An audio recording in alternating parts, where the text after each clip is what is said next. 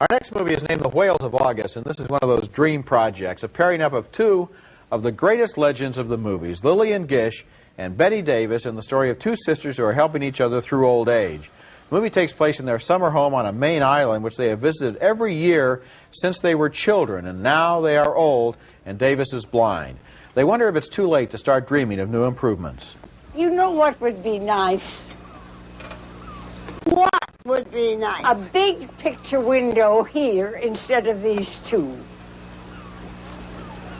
I've always wanted one. It would be too expensive. The two sisters know all of each other's strengths and weaknesses and how to push all of the right buttons. When you lost Philip in the war, I made time. I took care of you for 15 years. You owe me. Then we're even. 15 years for 15 years. At dinner, there are old memories, but look at the way Davis cuts through the sentimentality here. My mother at the Winter Palace, 1910, I believe. Photographs fade. Memories live forever.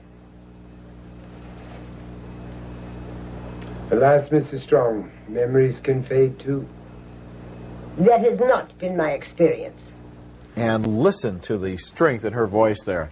The Whales of August is fairly predictable as a story, and it does move a little slowly, but that still leaves some good reasons for seeing the movie. For example, the performances by Lillian Gish, who starred in Birth of a Nation and whose lifetime as an actress encompasses the entire history of the feature film, and the equally fascinating performance by Bette Davis, who plays a three-dimensional human being here and not one of those horror movie freaks she's played in so many of her later roles.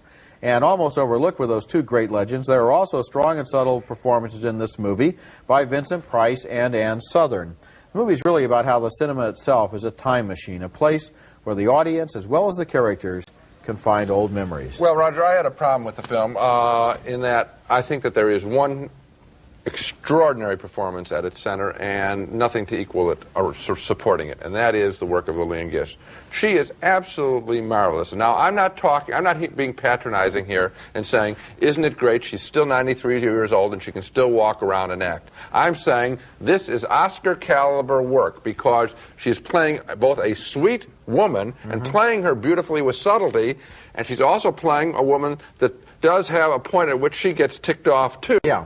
And it's an extremely fine performance. I found the rest of the characters, including the Bette Davis character, to be written not as well and not as full, and as a result, the film split in half. When Gish is on the screen, I'll just take an great. example. What about Vincent Price? Now, wasn't this good work by Vincent Price? Didn't you really believe this man who, in his own genteel way, has to live off of the kindnesses of strangers because he doesn't have any money? I saw him as his former supporter has died. Now he has to ingratiate himself. I just saw him as a doddering character walking in on them. I don't think that's fair. I'm just saying there is a reason to see the movie, and that's Lillian Gish's work, and it's not because she's old. It's because she's good.